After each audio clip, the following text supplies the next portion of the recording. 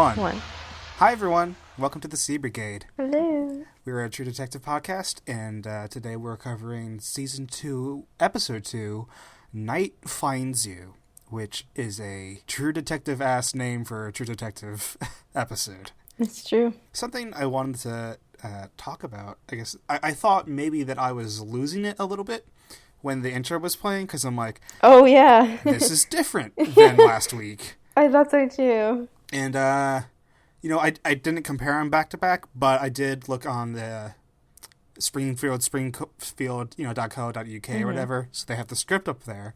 And sure enough, I wasn't just imagining it. They used a different cut of Leonard Cohen's Nevermind in the intro for this one. So, you know what? People can have their, different opinions about using a different theme song. I think it's appropriate to not return to the, Bayou music for this season, but changing the lyrical content up is interesting or strange, even, I would say. Yeah, I'm interested to see if it continues next week, which I guess it will, because I don't know how you do it for so like many two and then not for mixes the others. So I don't know. This Leonard Cohen song that you can use. Also, another thing I have to admit is that when we recorded the podcast last week, all I knew was that it was a Leonard Cohen song. Mm-hmm. I didn't know that it was a Leonard Cohen song from 2014. And I had no idea that man was still producing music. I feel like I don't really know much of his music. I probably just know it from being covered by other people. Yeah, and Beck covered it, so I know a bit of that. And right. I'm pretty sure, isn't he the Hallelujah guy? Yes, he wrote the original Hallelujah. version. Yeah, whatever. Like that thing. It was in Watchmen. I think that's my context for it, unfortunately. Yeah, and he does the original, and I feel like saying anything about that song will incite riots because people are so loyal to one particular version. But in my opinion, his is probably the least good version. Mm-hmm. But whatever. Yeah. So, anyways, Night Finds You begins in Frank's bedroom. Yeah. And he's looking up at the ceiling. He's seeing these ceiling stains, and he's getting real flashbacky. And he tells the story about how his dad would lock him in the basement in Chicago when he would go on drinking benders, and this one time when he left him in there for almost a week, and the light bulb burned out, and he was beating up rats, and I forget, I think he was eating them, no? Or I don't know if he ever mentioned eating them, but so you told me that you weren't hot about Vince Vaughn's acting, and yeah, no, I'll admit, something about Vince Vaughn was not carrying the story, maybe in the most dramatic way. There's something about, and this is one of my concerns, was there's something about Vince Vaughn trying to play it straight that can sometimes seem like he's acting the shit out of something. Yeah. And the thing is, he does things well. I think he does mobster well, and I think he does guy who's losing it pretty well too. But trauma is maybe a little bit out of his wheelhouse. But I think you're being kind of, in my opinion, you're being kind. Yeah, I think he's pretty atrocious at everything, except for when he's after the guy gets the mace sprayed in his eyes, and he's actually is allowed to have a personality. Yeah. That I thought was, it's fine because it's Vince Vaughn. Why would you hire Vince Vaughn, a guy who's known for his charm and humor, to be completely charmless and utterly humorless? It's not, it's there's one thing about playing against type, but there's another thing where he, that's his thing, and just let him do his thing. Mm-hmm.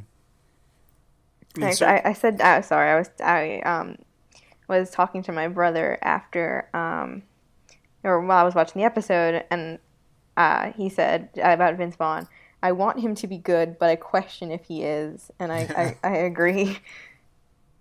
It's one of those actors, maybe that your brother likes Vince Vaughn. I don't think particularly. I think it's just for the good of the show, you want everything to be good. It's not all the time. That actor with me is maybe Shailene Woodley.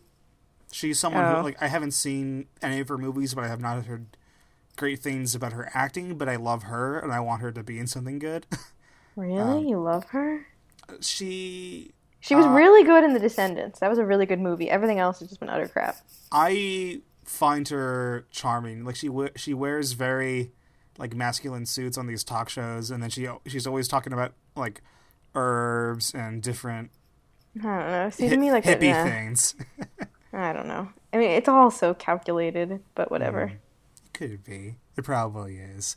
But acting aside, if we take like Frank's backstory at face value, I think this is like an interesting character development because I don't know how many mobsters are given this type of traumatic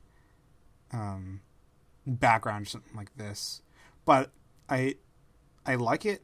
I wonder how it's gonna come into play because one of the lines I believe he didn't like was that he kept repeating like, "What if this is all paper mache?" Yeah. Oh, actually, my least favorite or slash favorite was and then the rats came. Well, there's something about that. Yeah, is like just come on, man. Come on. It could be a little bit over the top, but here's the thing. Like I do like this development, and it certainly it gives him it gives him something to devolve into at some point, because he's the suit and tie criminal businessman now, but he's also been in a basement, like in his own filth, beating up rats. So there's somewhere for him to devolve into. Like we know that if Frank's pushed far enough, he'll do some terrible things. Which I'm thinking. The only arc for Frank's character is that things are going to get worse and worse, and he's going to do more and more desperate things. Yeah. But I did see online, someone on Reddit was talking about how it is an actual common thing for victims of trauma to fantasize or fear that they never actually made it outside of the trauma, and everything like past a certain point has just been like some kind of fever dream or something. Like the fear that he's still in that basement is actually it's not like a made for TV thing. It's like something that I guess like Nick Pizzolatto would have known. Like that's a solid realistic character trait. Yeah, I mean, and I thought that was like one of the speech was well intentioned, and it was it's interesting in a very real psychological way. I just think that the execution was kind of off, but it's an well interesting read idea or well written. Yeah, I didn't think it was well written, but I thought that the idea is a good idea. I thought that for me, it's the type of thing where the writing probably could have used a little bit more polish, because I mean he's like, Pizzolatto's like on his own basically writing this thing, where I think that it could have like used a couple other writers around the table saying like, hey, maybe tweak this, maybe polish this a little bit more. That's just my opinion, but it wasn't like I mean, I don't know, it was kind of bad, but it wasn't like bad, Maybe they could have used like DB Weiss saying like, hey, have you used the words bad pussy in your show yet? Probably, yeah. Well, and then I mean, it's just so funny when you watch an HBO show, because like it's just like the HBO show bingo. Like, is that a thing where it's like, okay, prostitute, impotence. I will burn the cities to the ground. I will burn the city to the ground. Exactly. When Ray said that, I'm like, was this a joke? Because like people really like that line. And here's the thing: is like, I think people in the True Detective subreddit are making a lot of assumptions that everyone here is just on the HBO boat, and they're making Game of Thrones jokes. And I see that as actually anchoring a lot of True Detective people, and that's perfectly fair. Yeah. Because Game of Thrones is being spoiled on the True Detective subreddit, and like and people keep joking about it, and that would drive me crazy too if I didn't watch the show and I was just trying to find a place to talk about True Detective. But no, I completely agree. I hope that's like the last thing that reminds me about Game of Thrones and True Detective. I really don't have a tolerance for very much more Game of Thrones in my life right now, Same. other than the books maybe. Same. Actually, I'm rereading the books right now, and it's really good. But anyway. Mm-hmm. We digress. So the ceiling stains fade out into Casper's nasty eyes. And the coroner's doing, he's giving all the details to our three detectives. And this is probably the most clever the show gets this episode. Yeah. Because, like, the details about Casper's death are being explained to each of them, and then each of them gets a flashback to... it first flashes back to the all three departments and the state's attorney fighting over Ben Casper's body. Then we get a flashback of each of these detectives' bosses basically telling them what's up. But one of the details the coroner was talking about was, he's killed on the 26th. And something that I noticed was that, and I don't know how much time has passed, but back in the first episode when Ray went to go beat up the bully's parents, Conroy, was it? Aspen. Aspen. Or Aspen or something, I don't know. Yeah. But there were like Halloween decorations outside. And if this actually does takes place like on the 26th, like if this whole thing started on the 26th of October, there could be room yet for True Detective to do a Halloween episode, which I don't know, could be messed up, considering we have a guy who's wearing a Raven's mask, and who knows what that person could get up to if he's allowed free roam in a town that is wearing costumes. Yeah. That's just a theory, but we'll move on. No, I mean, that's really interesting. Also, Casper had gonorrhea, Xanax, and alcohol in his system. Well, I guess you don't have gonorrhea in your system, but you just have gonorrhea. So, the police are fighting over the responsibility. Vinci Police Department, they have the burglarized house. Yes. I guess I'm not 100% convinced that... maybe the police broke into the house? I don't know, because, Ray seemed to suggest that in the first episode, but there's not really evidence for that yet. I have to say, this really caught me off guard. The coroner takes the towel off of Ben's lap, and there's no junk there, because his junk was blown off with a shotgun. Yeah. And I know if the hint is there in the first episode, because... when they find the body, they can tell there's a pelvic wound and he bled out quickly. Yeah, it's true. But, yeah, I was not expecting the shotgun wound. And it's not particularly queasy, but it's messed up. As if the acid eyes weren't bad enough. But I guess the shotgun blast came after the eye torture stuff, so... I don't know what to make of this stuff yet. Everyone's getting everyone's getting their orders from their bosses about this thing. Mm-hmm. But I don't really think I'm interested in, the one that's most interesting to me is the interaction between Ray and the Vinci people, because he's asking, am I supposed to solve this? Right. He does get, the answer is yes, though, right? That's the answer he's getting back, is I'm supposed to solve this.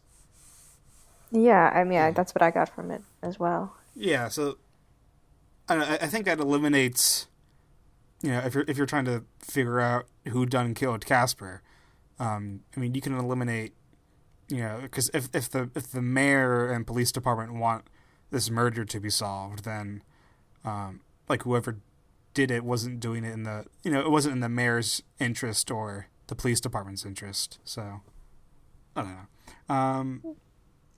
And then Frank and Ray are talking about this outside. Ray's given all the details about what happened to to Frank.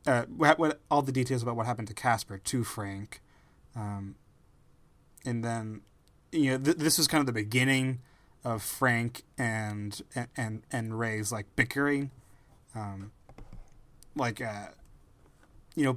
perhaps this alliance is going to run thin, and definitely by the end of the episode, I'm starting to question how long Ray is going to listen to Frank at this point, especially if Frank is running low on capital. Well, and also by the end of the episode, he's dead. Well, we need to talk about that. Okay. Because believe me, do you not think he's dead? For a long time, I assumed he was also dead. Especially based off the fact. A long time. 2 days? I tell you what, it took a day, but... I hope he's dead. I hope he's dead. Yeah. Well, we'll get to that. If he's not dead, that's some Game of Thrones shit, too! Yeah. Ugh. The fake dead, the fake death at the end of the episode. You think it's a fake death? Okay. You know what? We have to get to this now. We have to squash this. Otherwise it's going to... Screw going in order. So, yeah. You think he's alive? When I first watched that episode, when the credits rolled, I went, holy shit, they killed off Ray. And then I said to myself, I'm really excited to see Rachel McAdams and Taylor Kitsch become the top billed detectives, Me too! So... Ugh, I'm so angry now. Two things happened. Based on some clues, I was told to go rewatch the scene when he got shot. There's no blood.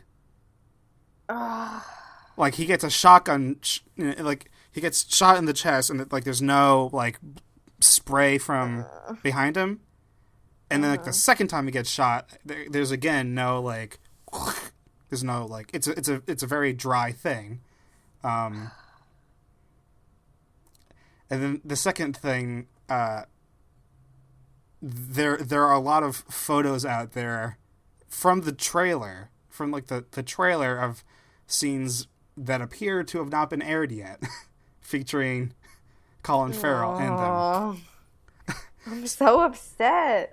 So people, people have thrown this out there, okay, maybe there are fake Colin Farrell scenes out there.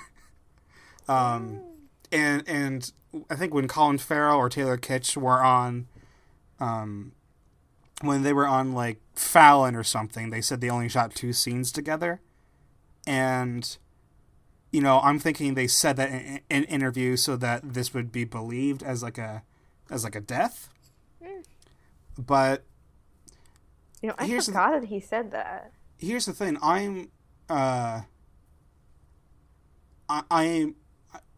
Livid wouldn't be the word for it, but in my head, all I can think is if for this week you wanted us to believe that Ray was in danger, you guys,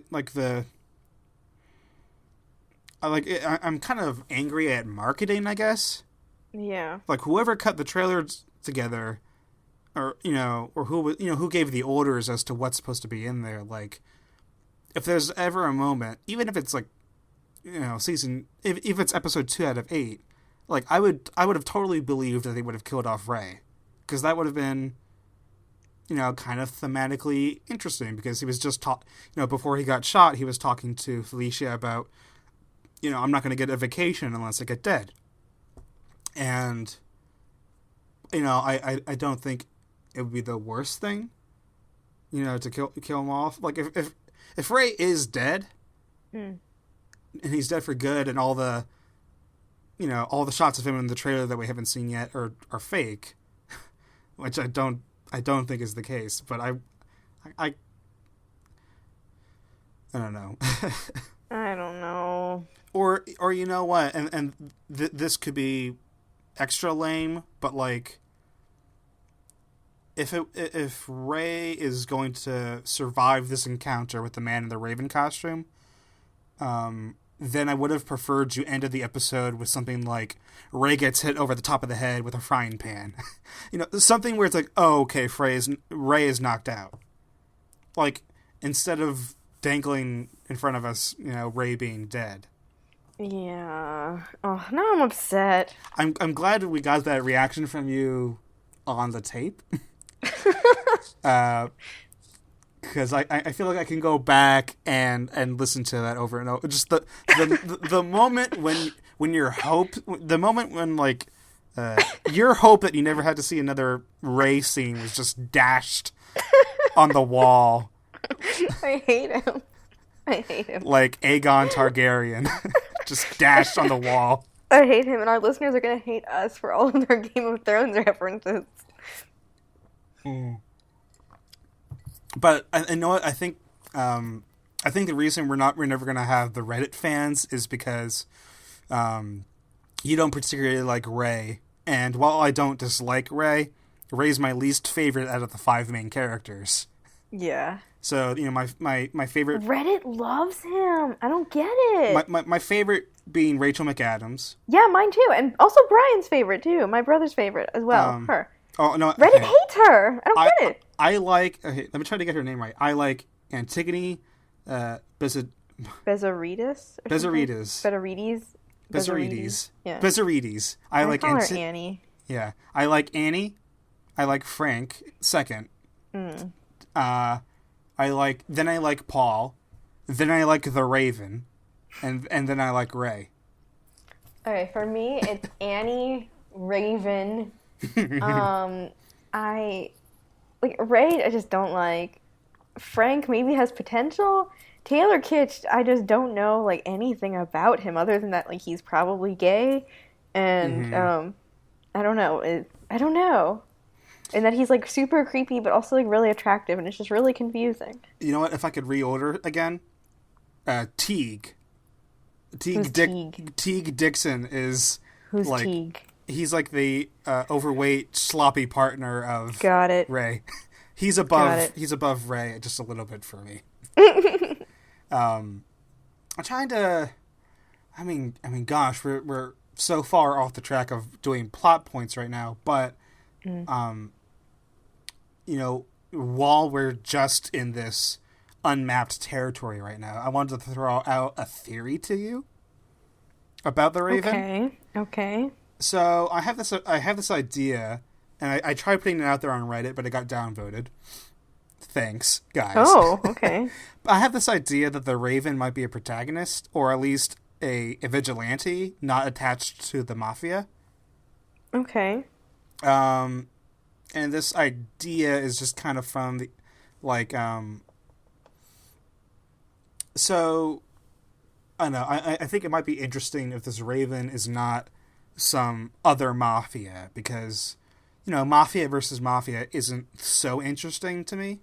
Like, that's so many movies, it's so many television shows, but mafia versus, like, a vigilante who is representing the victims of the mafia, like the undocumented workers in Vinci, or in Los Angeles in general, like, okay, like that could be interesting to me. And I just thought of this right now. In season 1, Rust goes vigilante, Yeah, like, I mean, I don't know why you would get. At this point, like, we're 2 episodes into the season, and, like, literally very little makes sense, and, like, anything could really happen. Anything could be anything. But exactly. I think one of the only littlest bit of evidence I could possibly have is that if this Raven works for, like, the Russian mob or something like that, like, somebody who opposes Rey on a business level, like, this is all just business, and it's just mafia versus mafia. I want your territory, I want your money. Why wasn't Ben disposed of by a team of guys? Why didn't a team of guys attack Rey when he went to the house? Instead, it's this one guy who drove Casper out in his own car, like the Mercedes, dumped his body alone, and then attacked Rey alone. To me, there's if this Raven turns out to just be like, what like I think it'd be interesting if this Raven thinks they have like the moral high ground over over Frank instead of like, oh, this is just business. Like if it's the moral high ground, that would be a more interesting route for me. And I mean, one of the ideas I threw out there, but when I look back, I don't think it works because I think this Raven has a masculine build. But I thought Ben frequented prostitutes, so maybe that is how the Raven works into this somehow. But I threw that theory out. I mean, look, again, anything could be anything, as you said. Yeah, we're yeah. But I don't know. That's basically what I got, and so I'm only half joking when I say the Raven is up there with my favorite characters because I'm excited to figure out what happens. I think one of the things that probably prevents them from being a full on vigilant or a protagonist is the fact that, I mean, when you get down to it, this is a person who tortured Ben with acid and then shot his balls off with a shotgun. So, not a perfect person. No. Geez, you know what? I'm really glad I numbered these today because otherwise I would not know where to jump back. But you know what? I think at this point, the only people who are listening are true Sea Brigade fans. Which is really great because it's the people who listen to us through Broadchurch and want to hear, I don't know, something raw and not just raw. Yeah, something hardcore, like that pornography that Oh. Annie seems to be into. But what is porn? True detective asking the important question. Yeah. So, I don't know. Okay, this is where we are. Paul meets his creepy mom. Yeah. I got the name Cynthia, which is great. Yeah. Lots of theories here, but would you say we're starting to, like, veer into the more obvious Oedipus inspirations? Yeah. Okay, because, like, I'm glad people realized, like, Paul's mom is way too touchy. Or looks too touchy. And then... Yeah. She's really creepy. Obviously, Antigone, and then the eyes being gouged out. Oedipus does that to his eyes in Oedipus Rex. Okay. Yeah, you know what? Trying to think...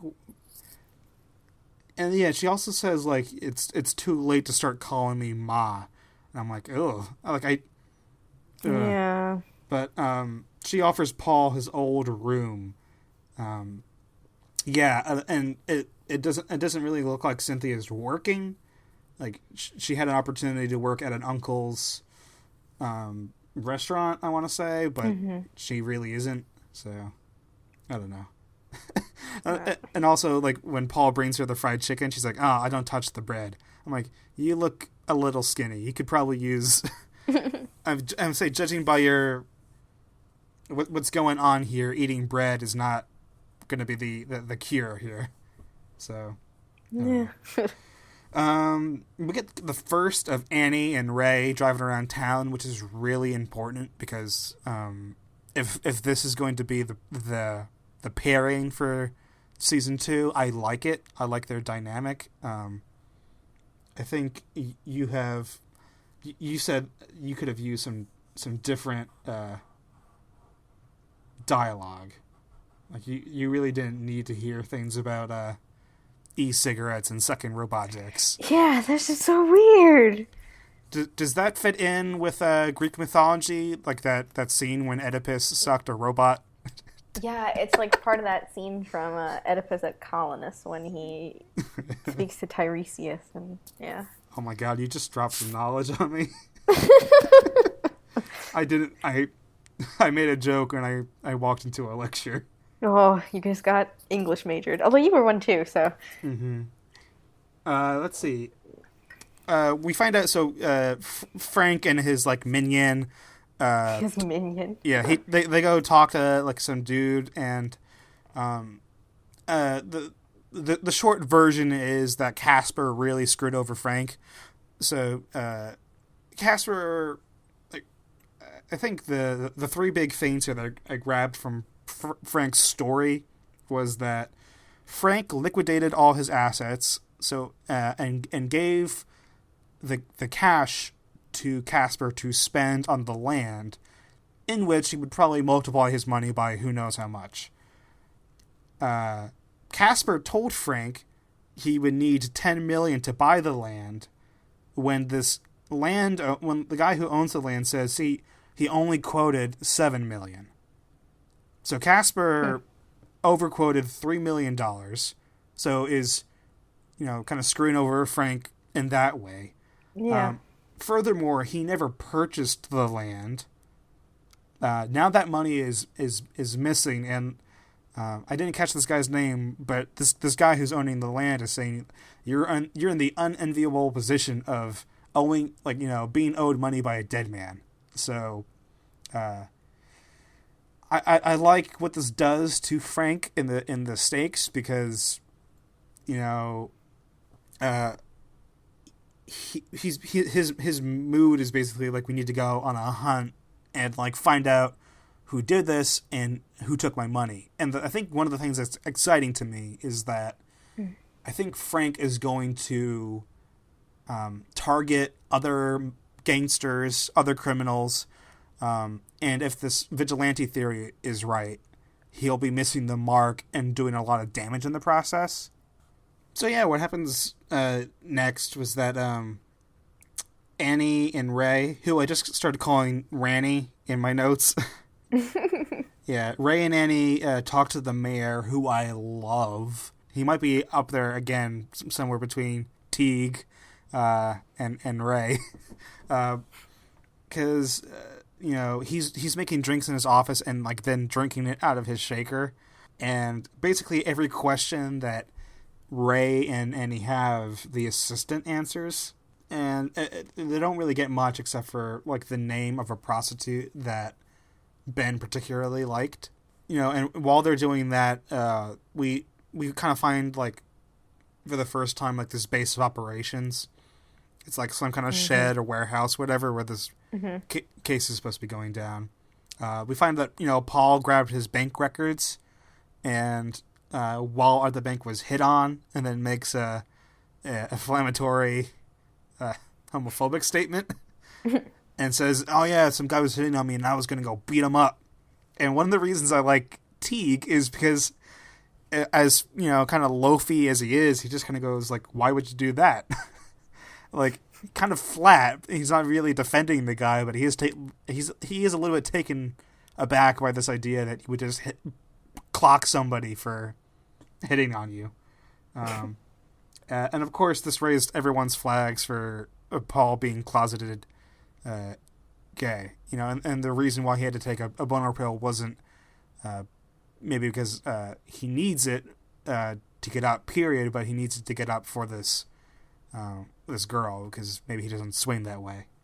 Anyways, yeah, so I think probably the most important thing that comes out of this is, they find, like, that Ray was not Ray. They find that Ben Casper was withdrawing cash all over the place, and taking out leases, and specifically like not from the town's coffers, but like the Catalyst Group, like leased Frank this Mercedes.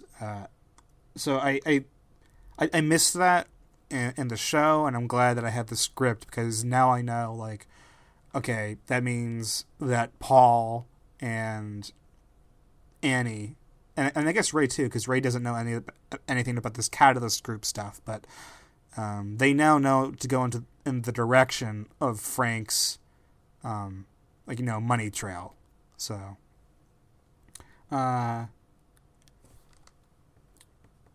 Ray's ex is removing Chad's visiting rights. No. Oh yeah. Well, Ray's visiting rights with Chad. Chad wants nothing to do with Ray. I could have worded that better. It's fine. Yeah, and also you get the idea, you know, it's hard to tell because, like last week, he's like, oh yeah, I bought my son this recorder and we record messages to each other, but it's just like, Ray's wife does ask, how many of those do you get back? So, yeah, really get the idea that Chad wants something to do with Ray, and, Ray goes berserk, but I noted that, he seems to go to great lengths to be like, give me Chad. I have my rights to visit Chad. But when she threatens the paternity test, he's like, that's when he gets repentant. He's like, okay, like no, anything but that. So yeah, it tells you about Ray's state of mind. Like he'll do anything to. He'll either do anything to believe that he's the father, or if he's that afraid of the paternity test, he just wants people to believe that's his kid. Maybe. Yeah. Like they I want think him. he has to believe it. Yeah. Also, interesting fact about that scene. Mm-hmm. I recognized the actress who played his wife somewhere, or his ex-wife somewhere, and so Ray is played by Colin Farrell. The actress Abigail, I believe it's Abigail Spencer, plays his wife, who played a character on Mad Men named Suzanne Farrell. You're so happy about that. It was one of the biggest joys of the episode for me. So I was like, I know that face. And I was like, oh my god. She was Sally's teacher in season 3. The Starling Brigade just leaked a little bit. Time is a flat podcast. I noticed Ray's ex is not happy with what Ray did to her attacker, or her rapist. Yeah. So, yeah. It makes me wonder if it's more than just a murder, Yeah. But we'll move on. Frank beats up a guy, and I'm not 100% sure why. Yeah, that was unclear to me. It was exciting. Like, this guy... It was character development, let's be real. Yeah, we... one of our overhead shots of the LA highway system is interrupted by this car crash. Some guys beat him up and then mace him. And then, Frank comes over with the sunglasses and Vince Vaughn gets to be kind of Vince Vaughn-y. Like, oh, hey, oh gosh, what happened? Why would anyone want to beat you up? Well, yeah, that was probably, his best moment as Frank, as I said. When I walked away from the first viewing of this episode, I guess I haven't done a second. I did a reading, but when I walked away, from the first viewing, I thought he beat up this guy because, you pissed off some people. You shouldn't have written that book about the sweatshops. Yeah. I thought this was another beat. I thought he was attacking another author, but what it actually said in the script was, maybe you do the books for a Vinci sweatshop. So I think this is a guy who either cooks the books for Frank or cooks the books for a competitor sweatshop. He has something to do with the sweatshops, and maybe he thinks that this is a guy who is somehow tied to what happened to Ben, or maybe he's beating this guy up to make money. But I honestly have no clue what this was about yet. So I'm glad you're also lost with me on this. And there really is no reason to be. They could have just made, the why this is happening a tad bit more clear, right? Yeah, it definitely...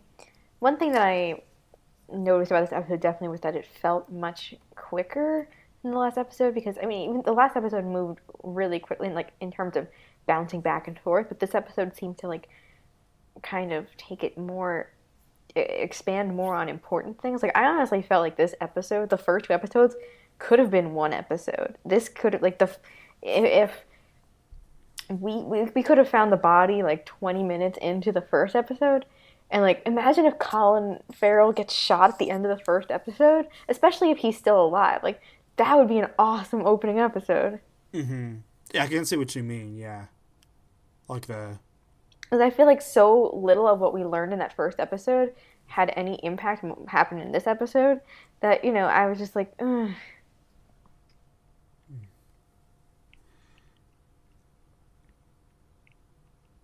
I did blank here for a second about where we were, but. Oh, I don't remember where we are. Oh, the surgeon's office. Or the psychiatrist. Oh, yeah. Creepy, kind of like stiff, plasticky looking dude. Yeah, we both thought it reminded us of the plastic. Yeah, Martin Short's character. Martin Short's character in Unbreakable Kimmy Schmidt. Mm-hmm. Yeah, they kind of have to crack him before they get him talking, but we kind of find out that he fancies young women, or we find out that Ben Casper fancied young women and prostitutes. And he was kind of passive, maybe submissive. And we find out later from one of these prostitutes in Frank's club is that he sometimes just liked to watch. So, yeah. The doctor doesn't want to spell too many details. Patient confidentiality even after death, I suppose. But there were two things in the office that I think caught people's attention. Annie looked like she was catching. I know. I think when I see the rock on the guy's desk, I think of it as just a rock. But people were saying that it's got like a vulvic vaginal shape to it. Yeah, that's what. I mean, I'm pretty sure that's what they cut to, and that's why they cut to it. But I feel like also in real life it's very coincidental, in that I could see myself owning a piece of rock shaped like that because of the rock itself, not because it's particularly vaginal, but I digress. The other thing that caught people's attention was the Raven poster in the background. Oh. Yeah, there was like a bird person thing going on there. I did not notice that. And some people were saying that okay, so this guy happens to be a fan of Elliot Bezarides. Bezarides? I think Bezarides? I forget. Bezarides? No. I'm trying Bezarides, I think. Oh gosh, I don't remember. Elliot Bezzy. BZ. Oh no. Elliot Busy. This doctor is a fan of Annie's like preachy hippie dad. And I'm thinking this must mean something. If it's not connected to the Ravens, fine. But I guess some people were saying the totem at the Panticapaeum also had bird features to it, which could be a coincidence. But there are bird features at the Panticapaeum. There's a bird poster in this psychiatrist's office.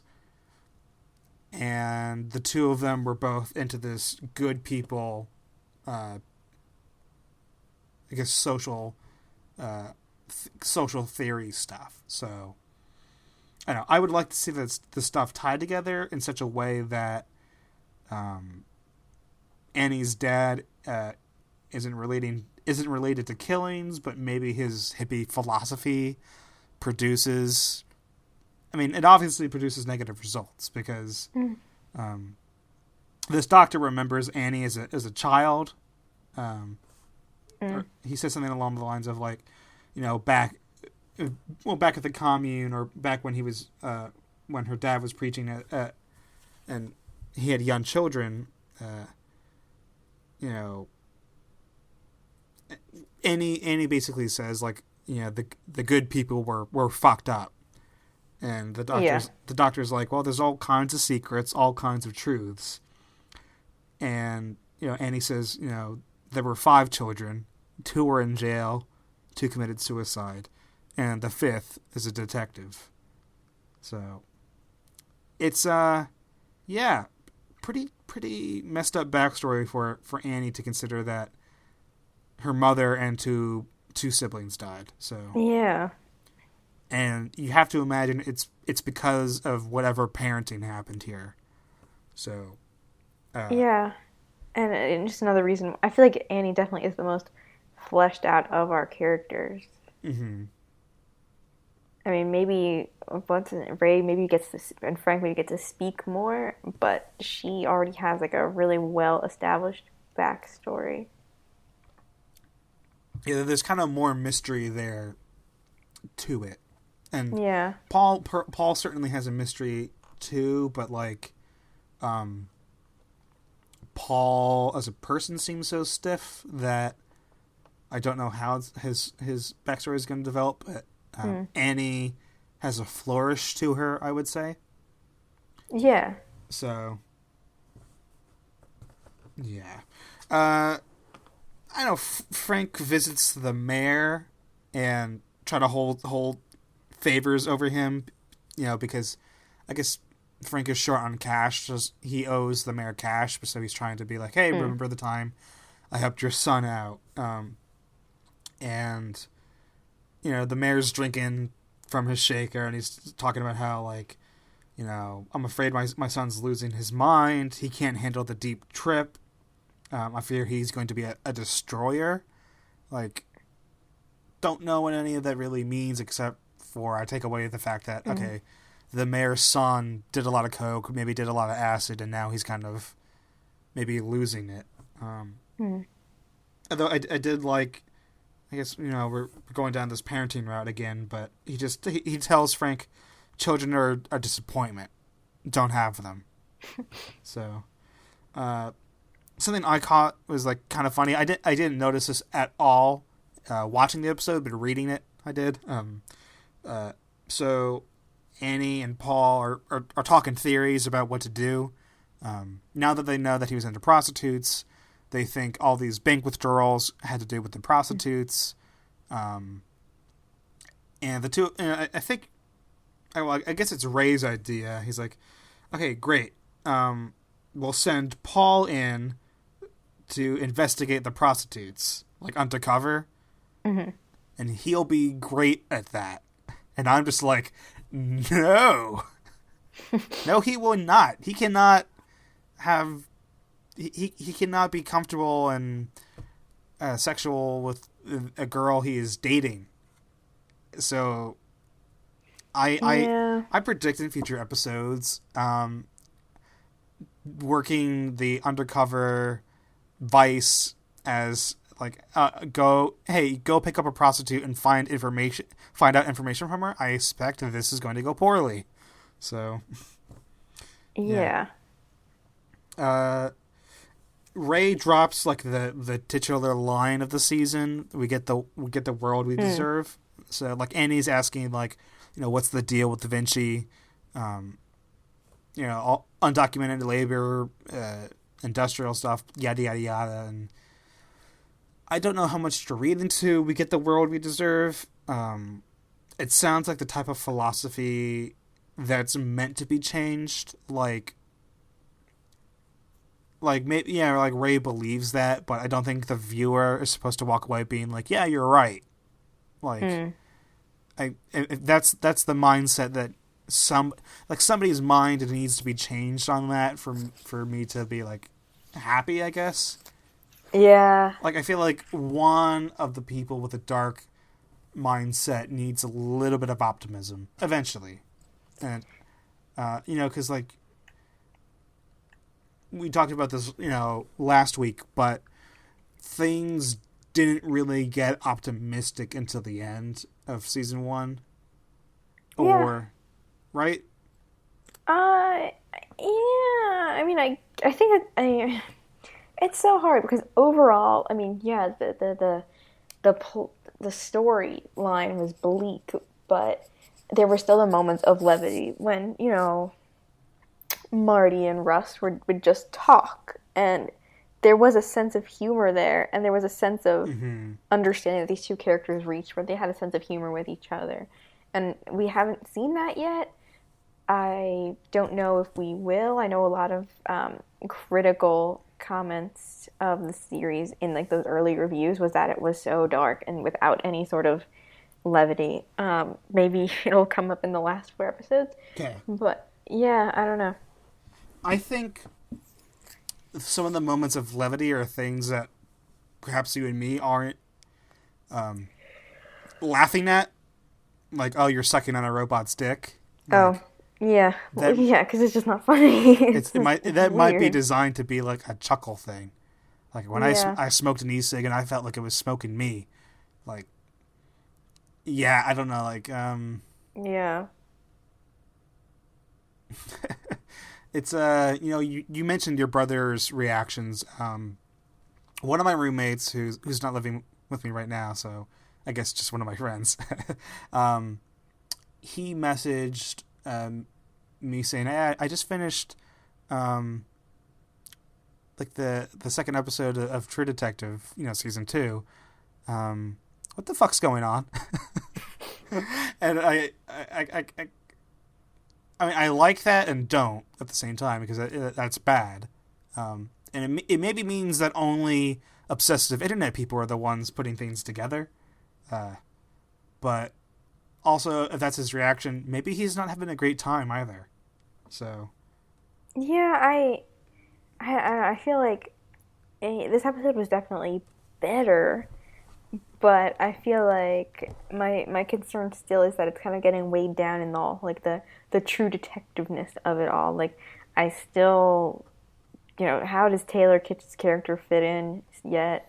If Ray is still alive now, then that's kind of again an issue because I still feel like he's probably the most, other than Taylor Kitsch, he's the most underdeveloped of the mains because I mean he's supposed to, like, again, Reddit just loves him for whatever. Well, I mean, whatever. I can guess why they love him, but mm-hmm. he's just, to me, he's just a big nothing. Like he gets the series tagline. He beats up a kid and his dad in the last episode, and he has a flip out and stuff outside of Buffalo Wild Wings in this episode. Like, yeah, these are like memorable moments, but they're not like meaningful.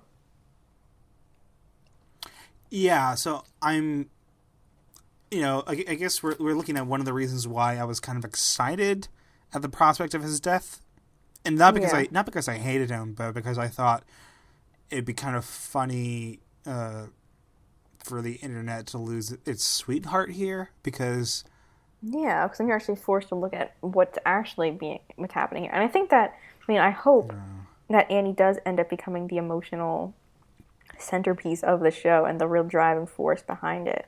I think that would be really awesome. I think one of the things I'm open to, though, is that now, if Ray's alive, if Ray has this eye-opening thing of like, I was joking about I'm never going to get vacation time unless I die, and now that I've come close to dying, oh shit, I care about things in this world other than my kid who isn't my kid, and stuff like that. And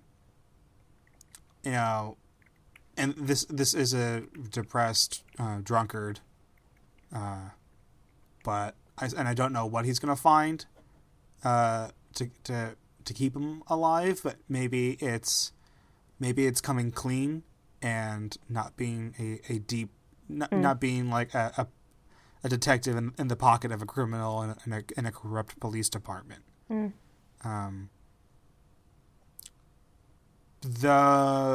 Yeah, I mean, like, who knows? If we wanted to move on, I wanted to ask what you thought about the dialogue about the dialogue between Ray and Annie about the knives. Oh, well, that was something that I think you brought up last week when you actually took your notes when you rewatched the episode, and like you noted all like the knife stuff in Annie's apartment. So I thought that was actually kind of interesting. It's like, oh wow, it actually paid off for you. So I thought of you when they were talking about that. Thanks. Yeah, I liked it. Like it didn't veer into like I'm a like the strong female character trope where it's not really a strong female character, it's just a violent one. Like this felt like somebody who is like very aware of like risks and is armed and trained in such a way that she's not at those risks, because like she says, if anyone tries to lay a hand on me, they will bleed out. So there's something to that. And I hope that pays off. I mean, like, besides, like, it would be a cool character thing, even if it never paid off. But yeah, I kind of want to see some knife action at some point. And I think one of the lines I did actually get a chuckle out of was, I just wanted to, like, Ray is like, I just wanted to let you know I support feminism by having body image issues. It's the type of thing that I feel like maybe the internet likes for the wrong reason. Yeah. But, like, in my head, I like to think that was Ray's honest attempt at reaching out. I mean, like, I know he is making a funny, but I like to think that, I don't know. I'm not sure what I like to think about that, but I don't know. I think that's an okay line.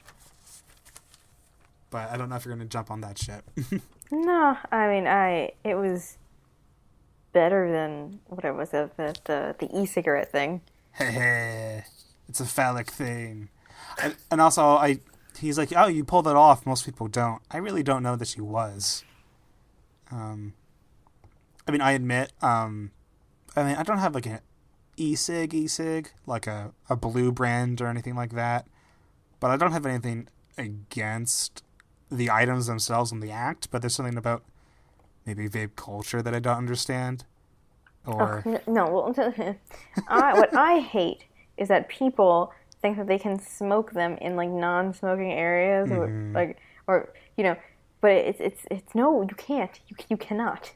If it is a non-smoking area, you cannot smoke your e-cigarette in the lobby of the building because it's just not right. It's against the rules, and no one seems to understand that. I'm from Long Island, and I went into a vape shop on Long Island, and it was just filled with the most broy dudes. Like, I walked in there, and there was just a cloud of vape, and I was just like, all right, yeah, this is gross. Like, I was thinking about getting one, and then these guys turned me off of it because they were just they weren't even really smoking casually. They were smoking it to produce as much vapor, or they were vaping to produce as much vapor as possible. Like, they were like human fog machines. And I was just like, I'm like, all right, bye. And also they were just playing PS4, and I'm like, you guys have the easiest fucking job. You sitting there playing PlayStation 4 and sell vape kits, like, whatever, whoop-de-doo. We're still in this car ride. We've been in this car ride for like 20 minutes of podcasting. But I wanted to talk about, like, Ray tries asking Annie about, hey, what was all that stuff about the good people and that, like, a hippie commune? And Annie shuts down, like she's not going to talk about it. I saw a theory that the good people is either a Jonestown allegory or actually Jonestown. Which I suppose that could work. Yeah, I guess. I hadn't thought of it that way, but yeah. And then Ray is trying to be transparent, though he's really not. But he's saying, like, don't you know, like, this investigation's not supposed to work. They picked you, me, and Paul. Like, if they wanted this thing to work, they'd have a full task force. And she's like, okay, if you're really trying to be transparent, tell me, how compromised are you? And then Ray just puts on his top hat and it's like, good night. Bye. Yeah. So I don't know. I think we're left unfinished, and as much as maybe you would have liked for Ray to die, I kind of want I want Annie to open and maybe heal in a non-relationship way. I want Annie to fix Ray or make Ray a good detective. Yeah, too predictable. I don't know that I want Ray to be a good detective. Yeah, I don't know that I want one, because I think that one of the best aspects of season 1 was that Russ and Marty both made each other better, and I don't know what Ray can offer to Annie to make her better. I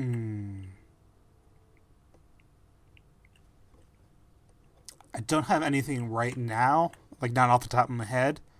But I mean, all these characters have some flaws. Absolutely. But I don't know how the pieces will fix, or how the pieces will fit together, I suppose. You know what? Speaking about flaws, M and Paul break out, and which is fine with me. Yeah, and it didn't seem like M was out of. I mean, she wasn't in the wrong, right? Like she was asking completely, like normal things, right? Okay, yeah, good. Yeah, which it made it difficult to like root for Paul in this episode, I guess. Though seeing where he came from and having lingering questions about what Black Mountain was, how to get those scars, and what's up with him. Like, was he abused? Is he just gay? Is it more complicated?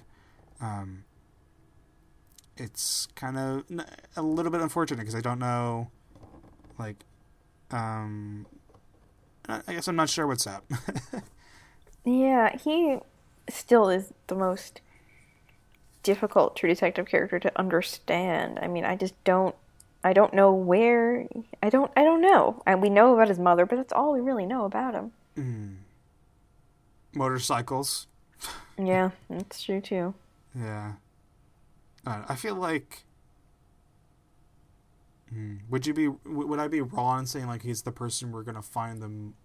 We have the most potential to learn the most about Paul, perhaps. Because I feel like Ray, like Annie's backstory, like I think the one piece of Annie's backstory we're missing is what her father's philosophy is. Like what are the good people and how do they screw up so bad? With Ray, we're just wondering, you know, what did he do? How's he such a compromised detective?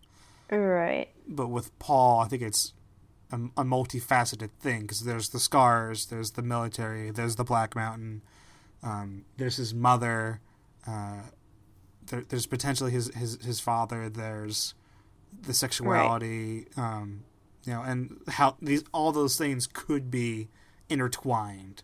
And maybe I'll flag another prediction. If the next episode is putting Paul in Vice, like doing undercover shit, then I think some of that's going to start to show. Like he won't be able to hide parts of his backstory, or we're going to get like some kind of big clue. But anyways, so this is where my notes end, and we're going to kind of like fly. Is the word ghost whip? Something like that? You just ride with like no handlebars or something like that? I can't say I'm familiar with the terminology. Okay, well, I hope it's not offensive. Oh wow, yeah. I think I've heard it as like a marshmallow flavor before on a Kickstarter, which I know is just the most jumbled combination of words. But I know that Frank visited an old like strip club.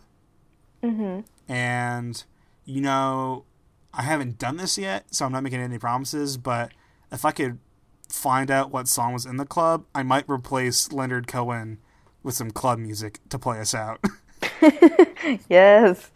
But we kind of already talked, they found a prostitute who slept with Ben, or I guess didn't sleep with Ben, just yeah, because like it sounds like sometimes he just right, just watch. So which is also super creepy. Yeah, but then she does remember like, oh yeah, this is his second house, which is where Frank sends Ray when they're in that bar with the Lara Lynn, is her name? Yes. Yeah.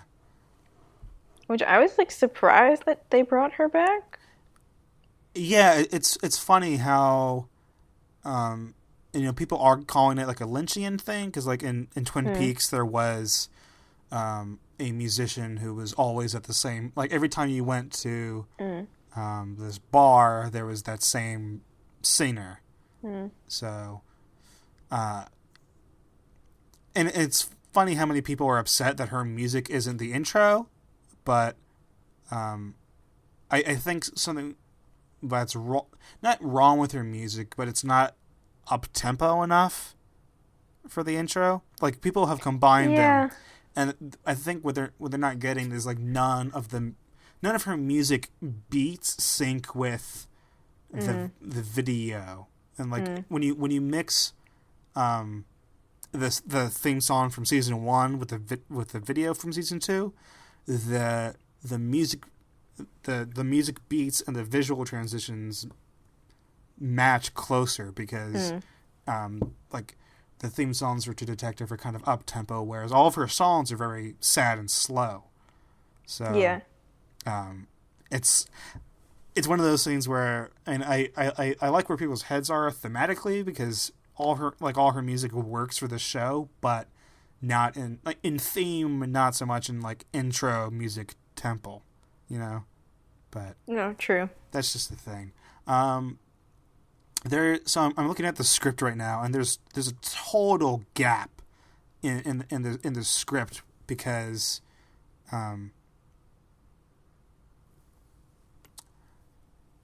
well, the gap in the script is related to like there's this kind of montage, I want to say, of the three. Like, Paul's on his balcony smoking and sees like what might be a male prostitute.